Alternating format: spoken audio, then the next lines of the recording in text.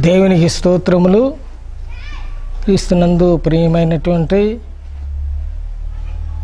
మరి గ్రామస్తులకు, పట్టణస్తులకు, అలాగే ప్రతి ఒక్కరికి ప్రభు యేసుని క్రీస్తు నామములో వందనాలు తెలుపుతూ, ఈ దినమున కావలసినటువంటి జీవాహారం మనం పంచుకొని మరి దేవుని మేలు మనం పొందవలసిందిగా కోరుచు ఉన్నాము. ఈ సమయంలో పరలోక ప్రార్థన మనం జరుపుకొని ముందుకు కొనసాగుదాం. పరలోకమందున్న మా తండ్రి, నీ నామం పరిశుద్ధపరచుగాక, నీ రాజ్యం వచ్చునుగాక, నీ చిత్తము పరలోకమందున భూమి మీద మాకు కావాల్సిన ఆహారం మాకు దయచేయండి. మా రుణస్తులు మేము క్షమించిన ప్రకారం మా రుణమును క్షమించము. మా సోదరుల దాకా దుస్తులను తప్పించము. ఎందుకంటే రాజ్యము, బలము, మహిమ నిరంతరం నీవై ఉన్నావు మా పరలోక తండ్రి. ఆమేన్. దేవునికి స్తోత్రములు. సమయంలో ఒక పాట పాడుకొని మరి ఒక ధ్యానాలకు వెళ్దాము.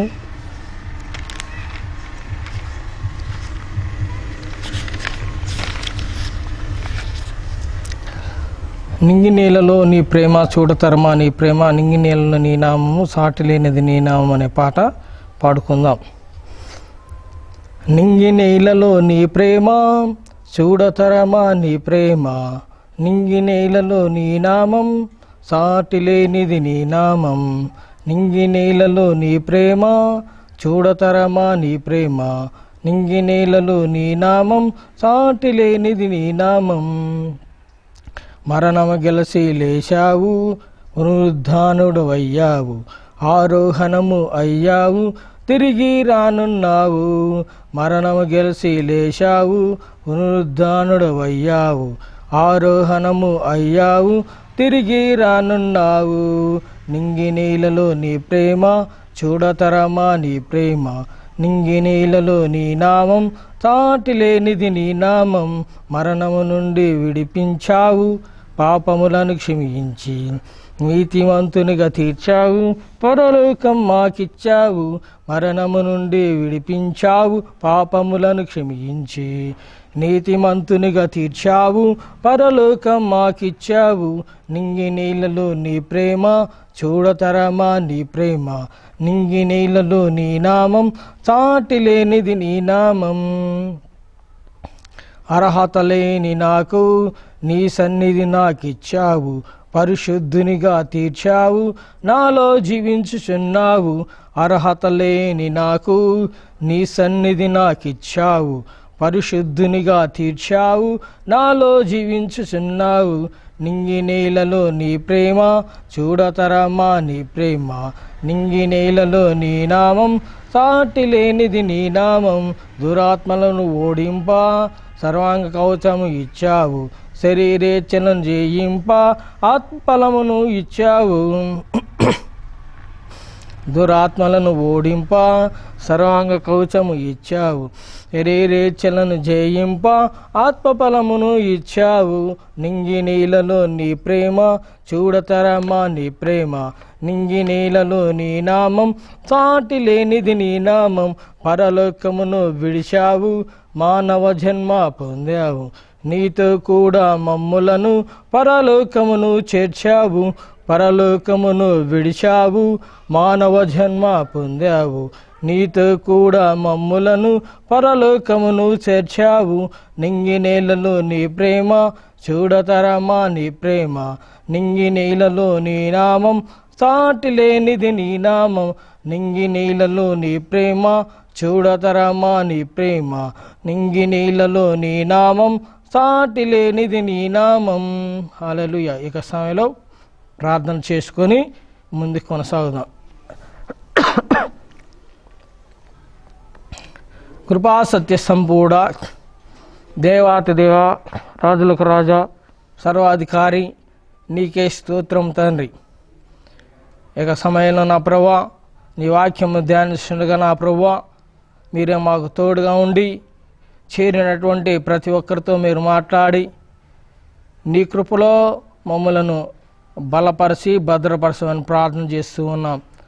నా తండ్రి, నీ వాక్యం ధ్యానించుండగా నా ప్రభువా, నీ యొక్క పరిశుద్ధాత్మ ద్వారా మమ్మల్ని నడిపించమని ప్రార్థన చేస్తూ నీ బలమైన హస్తాలకు తండ్రి అప్పజెప్పుకొనుసు యేసు పరిశుద్ధ నామములో ప్రార్థించి అడిగి వేడుకుంటున్నా మా పరలోక తండ్రి, ఆమేన్. హల్లెలూయా. ఈ సమయంలో చేరినటువంటి ప్రతి ఒక్కరికి క్రీస్తు నామములో వందనాలు చెల్లించుకుంటున్నాము. దేవుని వాక్యము వినటం అనేటువంటిది మన జీవితాల్లో ఎంతో అదృష్టకరమైనటువంటి పరిస్థితి.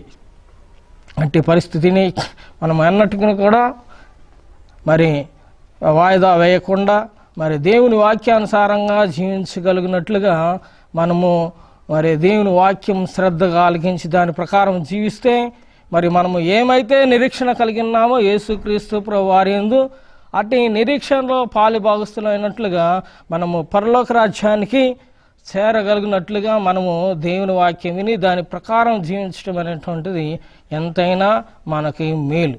కాబట్టి మరి చేరినటువంటి ప్రతి ఒక్కరికి క్రీస్తు నామంలో మరొకసారి మరి వందనాలు చిలుపుతూ ఇక మరి ఈ దినపు వాక్య భాగంలోనికి మనము వెళ్తున్నాము.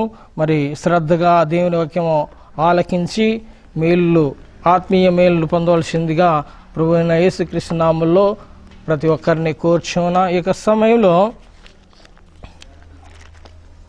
మత్తయి సువార్త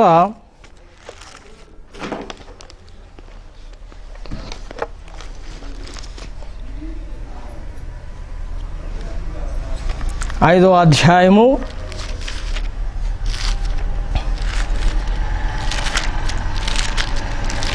మరి మొదటి కాంచి మనం ధ్యానం చేస్తూ ఉన్నాము.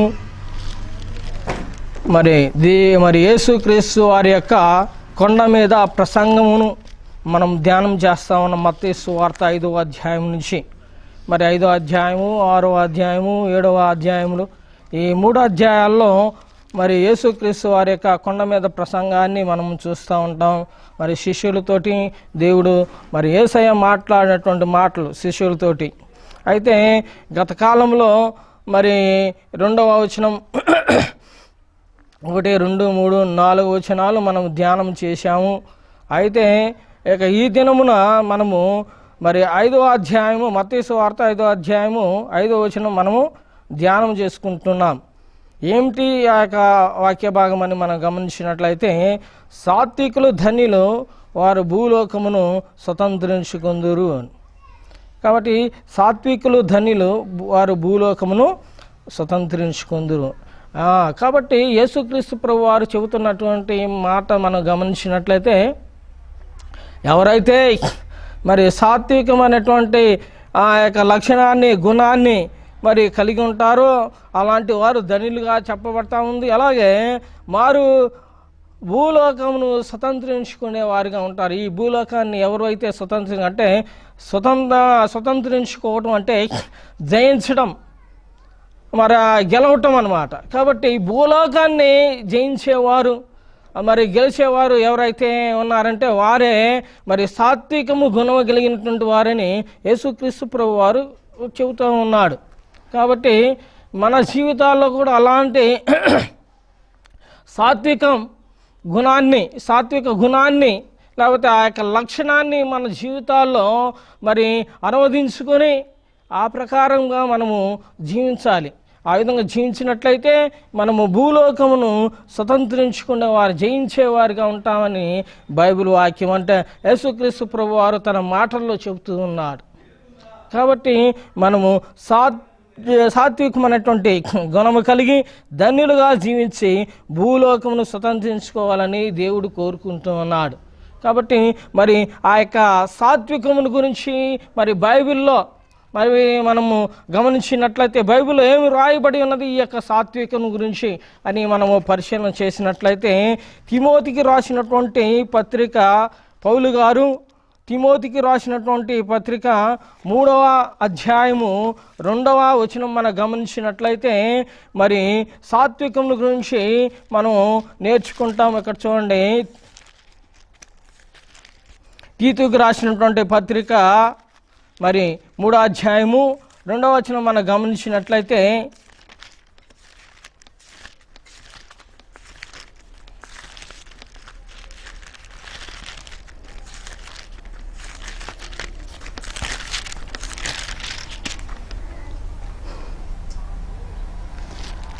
3వ అధ్యాయము 2వ వచనం మనం గమనించినట్లయితే తీతుకు రాసినటువంటి పత్రిక, ప్రతి సత్కార్యము చేయుటకు సిద్ధపడి ఉండవలెననియు మనుషులందరి ఎడల సంపూర్ణమైన సాత్వికమును కనపరచుచు ఎవరిని దూషింపక జగడమాడని వారును శాంతులనై ఉండవలెనని వారికి జ్ఞాపకము చేయము.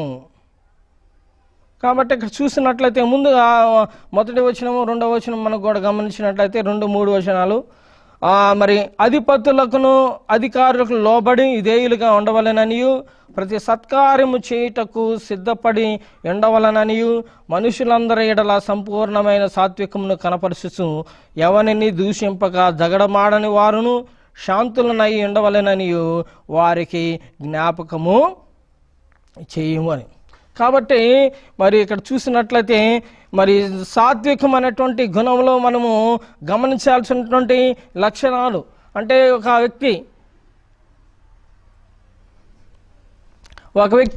మనం గమనించినట్లయితే సాత్వికము కలిగి జీవించాలి అన్నటువంటిది చూసినట్లయితే సాత్వికంలో ఉన్నటువంటి మరి లక్షణాలను మనం చూసినట్లయితే మరి ఒకటి మనం చూస్తాము, మరి ప్రతి సత్కార్యము చేయుటకు సిద్ధపడేటువంటి మరి జీవితం ఎవరైతే కలిగి ఉంటారో మరి ప్రతి సత్కార్యం అంటే మంచి కార్యము చేయడానికి ఎవరైతే సిద్ధపడి ఉంటారో మరి అలాంటి లక్షణమే సాత్వికం అని చెప్పబడుతుంది.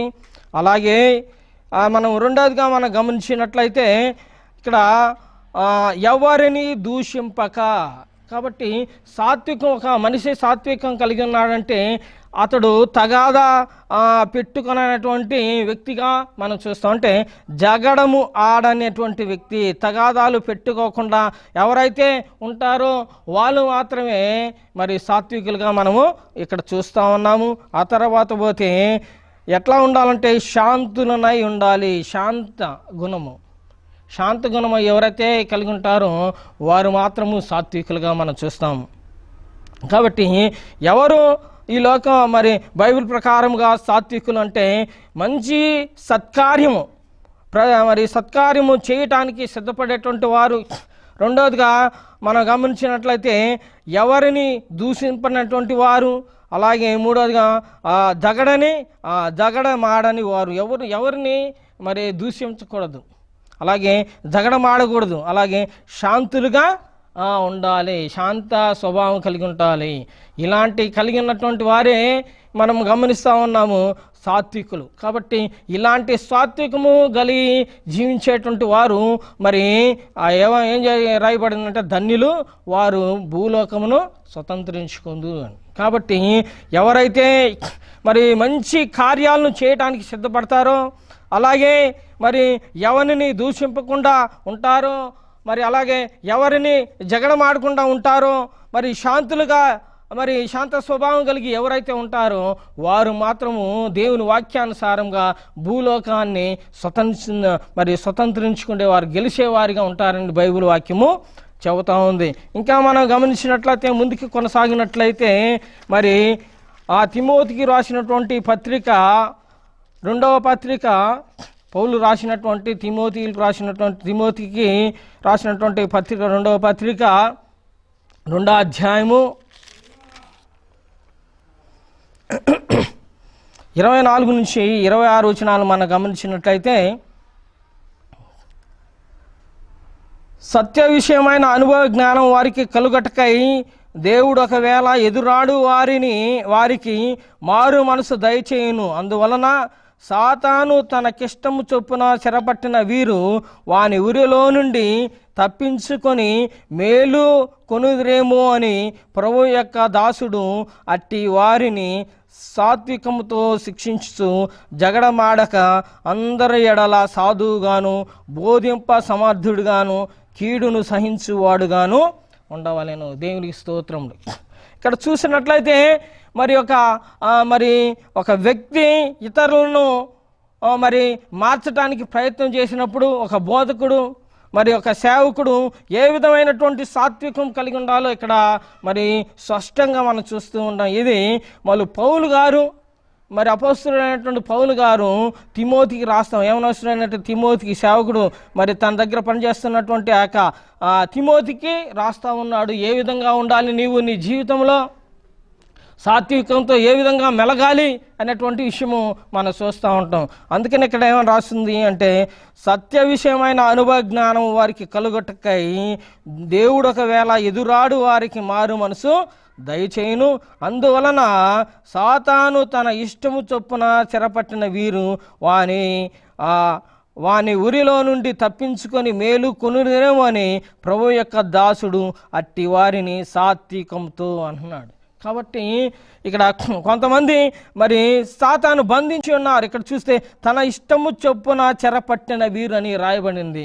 మరి సాతాను మరి హస్తాల్లో ఉన్నటువంటి వీరిని రక్షించడానికి మరి సేవకుడు ఏ విధంగా ఉండాలి అన్నటువంటిది మనం చూస్తాం. అలాగే మరి అలాంటి వారికి సత్య విషయమైనటువంటి అనుభవ జ్ఞానం అనేటువంటి కలగాలని, అలాగే దేవుడు ఒకవేళ ఎదురాడు వారికి మారు మనసు దయచేయటానికి ఒక సేవకుడిగా మరి ఏం చేయాలి, ఎట్లాంటి మరి సాత్వికం కలిగి ఉండాలి అని మనం గమనించినట్లయితే, సాత్వికం కలిగి ఉండాలంట.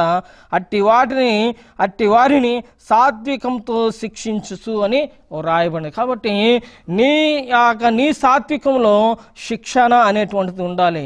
ఇక్కడ అంటున్నాడు శిక్షించుచు జగడమాడక అంటే ఒక సేవకుడు విశ్వాసుల పట్ల కలిగి ఉండాల్సినటువంటి సాత్వికం ఏమిటంటే, అతను మరి సాత్వికంతో విశ్వాసులను శిక్షించాలి. అలాగే రెండవది అంటే వారు తప్పిపోతే సాతానులో పడిపోయినట్లయితే వారిని సాత్వికంతో శిక్షించాలి. అలాగే వారిని మాత్రం అన్నట్టు కూడా జగడమాడకూడదంట. అలాగే అందరి ఎడల సాధువుగా నుండి బోధింప సమర్థుడిగా ఉండాలి. కాబట్టి బోధింప సమర్థుడిగా ఉండాలి ఈ సేవకుడైనటువంటి వారు. కీడును సహించువాడు, కాబట్టి కీడును సహించేవారిగా ఉండాలి. కాబట్టి సాత్వికంలో ఇలాంటి లక్షణాలు కలిగి ఉండాలి అన్నమాట. సాత్వికం అంటే జగడని మాడనటువంటి వాడుగాను, అలాగే సాధువుగా ఉండాలి, అలాగే బోధింప సమర్థుడిగా ఉండాలి, కీడును సహించేవారిగా ఉండాలి ఒక సాత్వికంలో. కాబట్టి ఇలాంటి లక్షణాలు కలిగి ఉన్నటువంటి సేవకుడు మరి ఫలాభివృద్ధి పొందుతాడు. తన సంఘాన్ని వృద్ధిలసి దేవుని చిత్తానుసారంగా, లోకాను చిత్తానుసారంగా మరి కొన్ని సంఘాలను మేపుతున్నారనుకోండి, అది కాదు విషయము. దేవుని చిత్తానుసారంగా నీవు నీ సంఘాన్ని మేపాలనుకుంటే, ఆ యొక్క సంఘాన్ని మరి కట్టాలనుకుంటే, కాపాడాలనుకుంటే కావాల్సింది సాత్వికమైనటువంటి మనసు. ఎప్పుడు చూసినా ప్రతి ఒక్క సేవకునికి ఒకే ఒక్క భయం ఏంటంటే, నా సంఘస్థులను పక్క పాస్టర్ గారు తీసుకుపోతాడని ఒకే ఒక్క భయంతో పక్క పాస్టర్ని కూడా రానీయుడు. ఏనే ఆ సంఘాన్ని ఏం చేస్తూ ఉంటాడో పాలిస్తూ ఉంటాడు.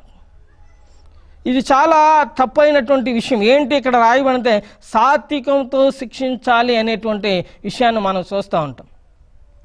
కాబట్టి సేవకునికి భయం అక్కర్లేదు. ఎందుకంటే నీళ్ళు పోసేది, ఆ తర్వాత నాటేది సేవకులే.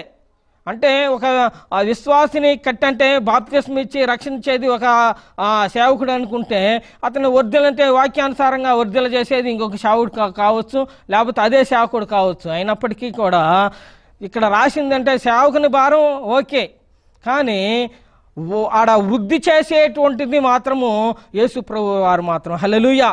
సంఘాలను మనం కడతా ఉంటాం, నా సంఘము ఇది నేను కట్టుకున్నాను, ఈ విశ్వాసి నా విశ్వాసి లేకపోతే అని మరి పక్క మరి సంఘానికి వెళ్తున్నాడని ఇతను ఏమనుకుంటాడంటే అసలు భయపడతా ఉంటాడు. భయపడి ఏం చేస్తూ ఉంటాడంటే దేవుని మీద ఆధారపడటం నేర్చుకోడు. అయితే ఈ సేవకుడు మరి దేవుని మీద ఆధారపడి కట్టేయాలంటే దేవుని పని దేవుడు చేస్తా, అంటే నీ పని నువ్వు చేయాలి, దేవుని పని దేవుడు చేస్తాడు. నీరు పోసే బాధ్యత నీరైతే, అలాగే మరి కట్టేటువంటి కట్టేటువంటి పని విశ్వాసాన్ని కట్టే పని అయితే ఆ విధంగానే నీ చెయ్యి. అయితే ఆ బాధ్యత, మిగతా బాధ్యత వృద్ధి చేసేటువంటి బాధ్యత మాత్రము దేవునిది. కాబట్టి మరి ఏ సేవకుడు భయపడాల్సిన అవసరం లే.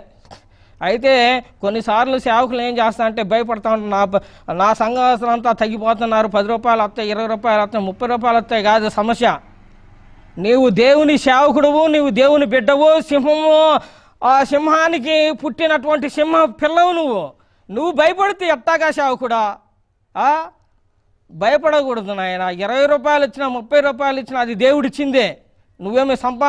నువ్వు చేసే పని ఏంటంటే దేవుని పిల్లల్ని నువ్వు కాస్తా ఉన్నావు కాబట్టి నువ్వు భయపడాల్సిన అవసరము సేవకుడు ఎప్పటికి కూడా ఉండకూడదు. ధైర్యంగానే ఉండాలి. యేసు ఓ ప్రభు వారి వైపు చూసినటువంటి సేవకుడు ఎవడు కూడా ఆకలితోటి అలమటించడు, దప్పికతోటి అలమటించడు. ఏమి కావాలంటే అవి దేవుడు ఇస్తాయి. ఎందుకంటే నువ్వు దేవుని కుమారుడు కాబట్టి. ఎందుకంటే ఈ సృష్టి కూడా ఆయనదే కాబట్టి, ఈ సృష్టి కూడా ప్రతిదీ కూడా నీదే కాబట్టి నువ్వు భయపడాల్సిన అవసరము సేవకుడు లేదు అనమాట. అయితే ఇక్కడ చూస్తే మనం ఏం చేయాలంటే దేవుని చిత్తానుసారమైనటువంటి జీవితం అనేటువంటిది మనము కలిగి ఉండాలి. అది ఏమిటి అంటే మరి సాత్వికముతోటి శిక్షించడము, ఆ తర్వాత పోతే జగడం ఆడకుండా ఉండాలి, అందరి ఎడల సాధువుగా ఉండాలి, బోధింప సమర్థుడిగా ఉండాలి, కీడును సహించువాడుగా ఉండాలి.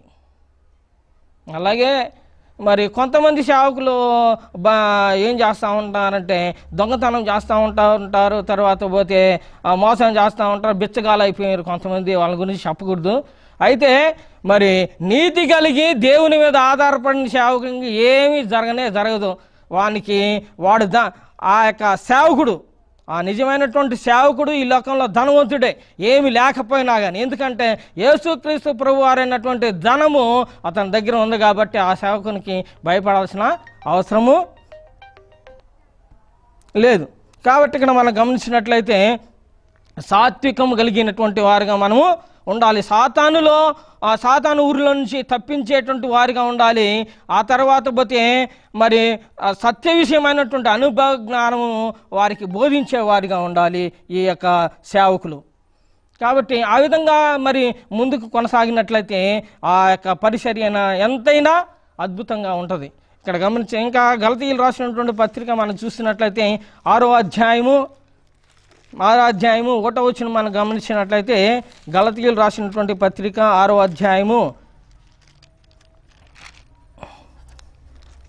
1వ వచనం, సహోదరులారా, ఒకడు ఏ తప్పిదంలోనైనను చిక్కుకొని ఎడల ఆత్మ సంబంధులైన మీలో ప్రతి వాడు తాను శోధింపబడునేమో అని తన విషయమై కొనుసు సాత్వికమైన మనసుతో అట్టి వానిని మంచి దారికి తీసుకొని రావలెను.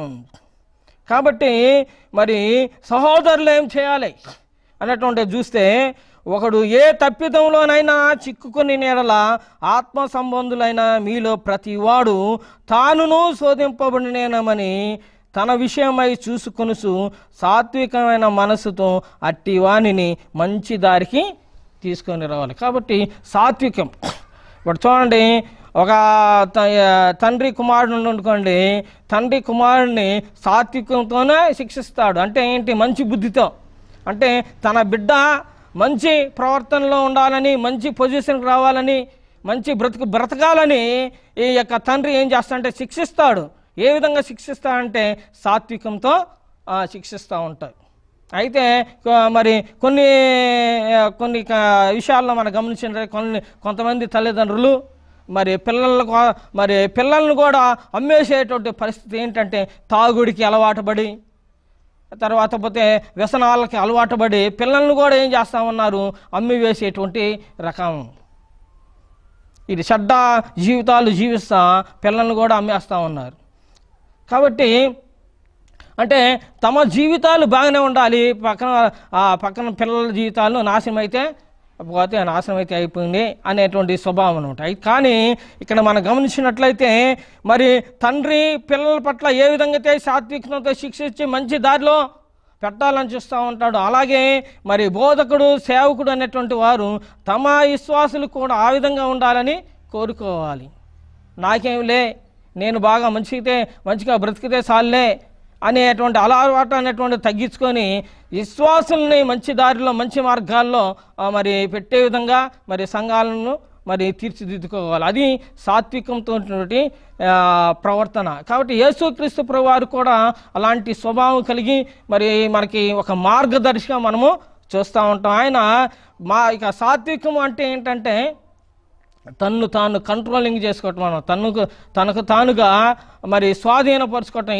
బయట ఎన్ని పరిస్థితులు గందరగోళంగా ఉన్నప్పటికీ కూడా తను మాత్రము ఎట్లా ఉండాలంటే సాధువుగా జీవించడం, మృదు స్వభావంతో జీవించడం. అదే విధంగానే ప్రతి ఒక్కరు కూడా జీవించాలని దేవుడు కోరుకుంటా ఉన్నాడు. ఇక్కడ చూసినట్లయితే మరి యేసుక్రీస్తు ప్రభువారు మరి ఒక మాట పలుకుతాడనమాట సిలువలో. మనం చెప్పుకుంటాం 7 మాటల్లో ఒక మాట ఏంటంటే, తండ్రి వీరేమి చేయుచున్నారో వీరెరుగరు గనుక వీరిని క్షమించుము అనేటువంటి మాట మనం చూస్తూ ఉంటాం.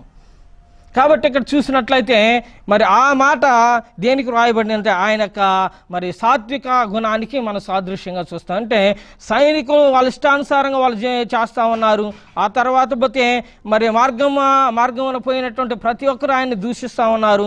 మరి శాస్త్రులు పరిచయులు కూడా ఆయన్ని దూషిస్తూ ఉన్నారు. ఆయన శిలువ మీద మరి ఎంతో ఘోరంగా శిక్షను అనుభవిస్తూ ఉన్న బాధల్లో ఉన్నప్పటికీ కూడా మరి ఒక్క మాట కూడా వారిని జగడమాడలేదు, తిట్టలేదు, ఏమీ చేయలేదు. ఎందుకంటే ఒకటే అనమాట ఆయన స్వభావం అనమాట, ఏది సాత్వికం అనేటువంటి గుణము. కాబట్టి అట్టి గుణాన్ని ప్రతి ఒక్కరు ఈ లోకంలో ఆయన బిడ్డలుగా ఉన్నటువంటి ప్రతి ఒక్కరు, విశ్వాసులేమి సేవకులేమి ప్రతి ఒక్కరు కూడా, ఆయన నమ్మినటువంటి ప్రతి ఒక్కరు కూడా మరి ఆయన కలిగినటువంటి సాత్విక గుణాన్ని మనం కూడా కలిగి ఉండాలి. సాత్వికంతో ఆ యొక్క సంఘాన్ని పరిపాలించాలి. విశ్వాసులు సాత్వికంతో మరి ఇతరులను ప్రేమించేవారుగా మరి ఆ విధంగా ఉండాలి. ఆ విధంగా ఉన్నప్పుడు మనం దేవుని కోసం అంటే మరి తండ్రి కోసము మనము పోరాటం చేసేవారు. అంటే సాత్వికం అనేటువంటి గుణాన్ని కలిగి మరి తండ్రి కోసము, తండ్రి రాజ్యం కోసం మనము పోరాటం చేసేవారుగా ఉంటాం. ఈ యొక్క సమయంలో మరి ప్రార్థన చేసుకొని మనం ముందుకి ప్రార్థన చేసుకొని